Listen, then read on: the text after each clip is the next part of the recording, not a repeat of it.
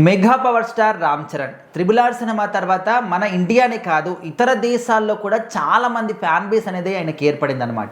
So రీసెంట్గా Japan నుంచి ఒక ఫ్యాన్ వచ్చి రామ్ చరణ్ గారిని కలవడం. సో వాళ్ళిద్దరూ అంటే ఆ పిక్చర్ చూస్తూ ఉంటే చాలా మంచి పాజిటివ్ ఫీలింగ్ వస్తుంది. అరే రామ్ చరణ్ గారికి జపాన్ నుంచి ఇతర దేశాల నుంచి కూడా ఫ్యాన్స్ అంటే ఉన్నారు, ఓకే, బట్ అక్కడ నుంచి ఇక్కడికి కలవడానికి రావడం అనేది చాలా గొప్ప విషయం.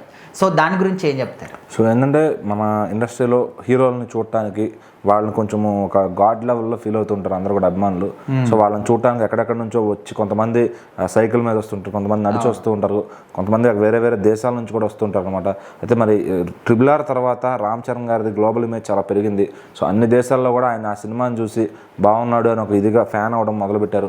సో అంత జపాన్లో అంటే మన తెలుగు సినిమాలు కానీ తమిళ సినిమాలకు కానీ ఎప్పటి నుంచో ఆదరణ ఉంది. సో ఫస్ట్ రజనీకాంత్ గారికి చాలా మంచి ఫాలోయింగ్ ఉంది. జపాన్, మలేషియా ఇటు సైడ్స్ వెళ్తే మన తెలుగు హీరోలకి తమిళ హీరోలకి చాలా మంచి ఫాలోయింగ్ ఉంది. మరి రామ్ చరణ్ గారికి మగధీర టైం నుంచి ఆ లుక్స్, ఆ సినిమాలు రిలీజ్ చేసుకోవడం జపాన్లో.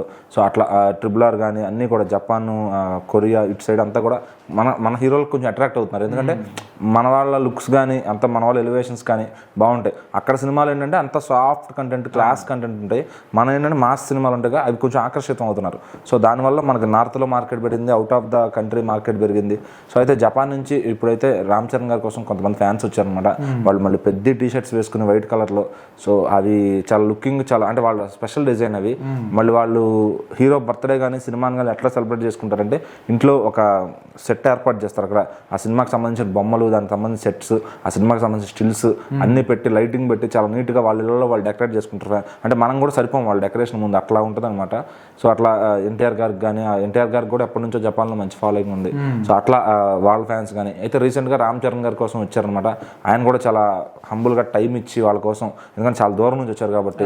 సో ఇక్కడ వాళ్ళు అంటే రెగ్యులర్గా వస్తుంటారు. అక్కడ నుంచి మళ్ళీ వాళ్ళు రావాలంటే చాలా ఖర్చు, చాలా ప్రయాణానికి ఇబ్బంది అవుతుంది కాబట్టి ఆయన టైం ఇచ్చి వాళ్ళతో కలిసి వాళ్ళకి క్రికెట్ బ్యాట్స్ మీద ఆటోగ్రాఫ్స్ పెట్టించి, సో అట్లా వాళ్ళకి ఫోటోగ్రాఫ్స్ ఇచ్చి వాళ్ళకి ఎప్పటికప్పుడు అటు ఆయన జపాన్ వెళ్ళినప్పుడు కూడా అక్కడ వచ్చే ఫ్యాన్స్ కోసం ఆయన ఆటోగ్రాఫ్స్ ఇచ్చి ఫోటోగ్రాఫ్స్ ఇస్తూ ఉంటారు. అంటే వాళ్ళ కోసం కొంత టైం ఇవ్వడం. విడిగా సెలబ్రిటీలు ఏంటంటే మనం బాలీవుడ్ వాళ్ళని చూస్తే వాళ్ళు కొంచెం ఫాస్ట్గా వెళ్ళిపోతారు.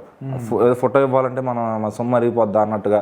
సో ఆ విధంగా ఉంటుంది. మన హీరోలు అట్లా కాదు. మన హీరోలు ఎందుకంటే వాళ్ళకి తెలుసు ఫ్యాన్స్ పల్స్ ఏంటనేది, వాళ్ళకి ఎంత టైం ఇవ్వాలి ఏంటనేది వాళ్ళకి తెలుసు అనమాట. మన హీరోలు ఆ విషయంలో మాత్రం చాలా గ్రేట్ అని చెప్పొచ్చు. ఆగి కాసేపు వాళ్ళకి టైం ఇచ్చి వాళ్ళతో మాట్లాడి ఇంటరాక్ట్ అయ్యి వెళ్తారు.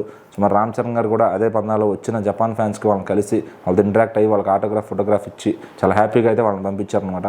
సో ఈ గెస్చర్ అనేది మన హీరోల దగ్గర ఉంటుంది compare to other industry heroes చూసుకుంటే.